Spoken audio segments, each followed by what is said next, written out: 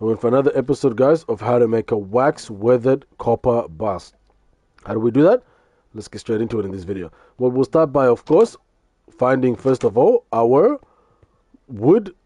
We're going to be needing wood, of course, from trees to be able to make our crafting table. Now, once we have that, we quickly step inside here. And now we start making our crafting table. So we'll place wood right up here into our inventory. We'll just open that up. Acacia planks, it's what it gives you, but it doesn't just require acacia planks, it actually requires any planks. So you go 1, 2, 3, 4, and you go crafting table. Into our crafting table here, you're then going to be doing, guys, of course, is going to be needing what's called cobblestone that you mine from stone. So breaking through stone with a pickaxe will give you cobblestone. And then you go 1, 2, 3, 4, 5, 6, 7, 8, and you get yourself a furnace. This furnace will be powered by your coal, and your coal will come from what's called your coal ore.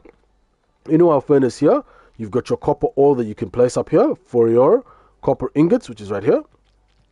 Or you can place your raw copper, which you also mine underground, for placing up here. And that also gives you your copper ingot.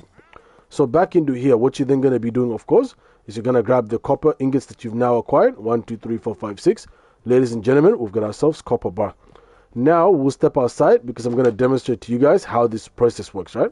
So as here you can see the lanterns. You've got a beautiful brown, an interesting pinkish, a type of greenish, and then a type of bluish, right?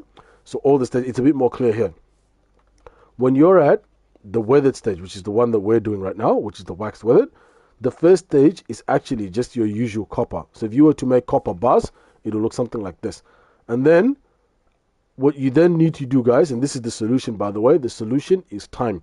So you have to wait, and over time, the metal starts to like erode away, and it starts to look a bit more rusty and look like this. It's going to have this second stage, which is called exposed, the third stage, which is going to be called weathered, which is the one we are at, and then finally the oxidized. So once we get to this stage here, we want to break through that with a pickaxe, of course, because what happens is once we break through that with a pickaxe, we then get to, of course, acquire this, right? Now, what we do, guys, stepping back into our crib right here, we go to our crafting table. Once we get to this stage here, what we are going to be needing is, of course, applying what's called a honeycomb. And as you've guessed, it's got the word honey on it. Where does it come from? Bees.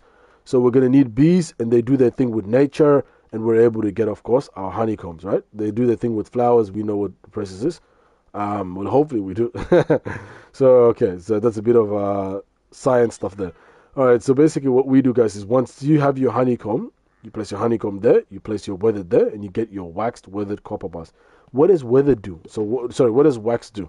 So basically, wax makes it so that whatever stage that you're at, whether it's the normal, the exposed, the weathered, or the oxidized, is that it stays at that stage. So for example, if you're in your weathered right here, and you go 1, 2, right here, it's like this until it reaches its fourth stage, because it's already weathered.